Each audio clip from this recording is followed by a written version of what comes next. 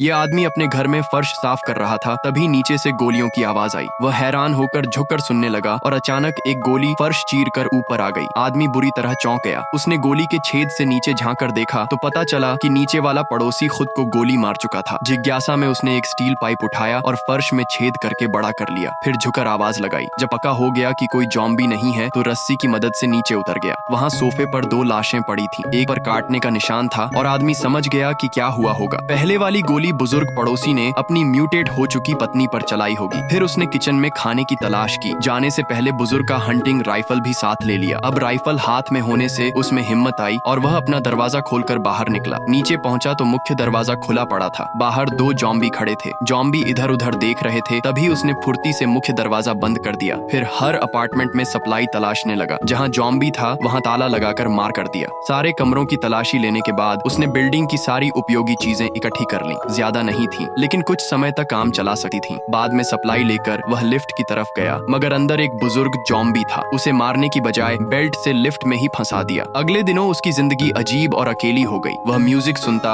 Hall में jogging करता और बोर होने पर टॉय गन से जॉम्बी पर निशाना लगाता। लगता था जैसे नौसिखिया हो, लेकिन रातें अभी भी डरावनी थी। सपनों में जॉम्बी उसे चीर देते, शायद इसीलिए क्योंकि वह लंबे समय से किसी से बात नहीं कर पाया था। लिफ्ट वाला जॉम्बी ही उसका इकलौता साथी बन गया था। ऐसे ही काफी समय बीत गया। फिर एक दिन उसे एक आवारा बिल्ली दिखी। वह फटाफट नीचे गया और खाने से ललचाने की कोशिश की, लेकिन इस क्रूर दुनिया में बिल्ली सतर्क थी और भाग गई। मजबूरन आदमी रिस्क लेकर बाहर निकला, लेकिन बिल्ली नहीं मिली। उल्टा एक जॉम्बी ने उसे देख लिया। वह जल्दी से एक कार में छिप गया। तभी दूसरा जॉम्बी आया। उसने लात मारकर उसे धकेला, पिछली सीट पर कूदा, दरवाजा खोलकर भाग निकला। अपार्टमेंट लौटा तो हाथ पर खून लगा था। लगा जैसे काट लिया गया हो। घर पहुंचकर संक्रमण के लक्षण चेक करने लगा। जॉम्बी बनने से बेहतर मौत ही, इसलिए राइफल ठुड्डी पर रखकर रात भर ऐसे ही बैठा रहा। अचानक गोली चल गई। आवाज से वह जागा। शुक्र है ना गोली लगी, ना जॉम्बी बना।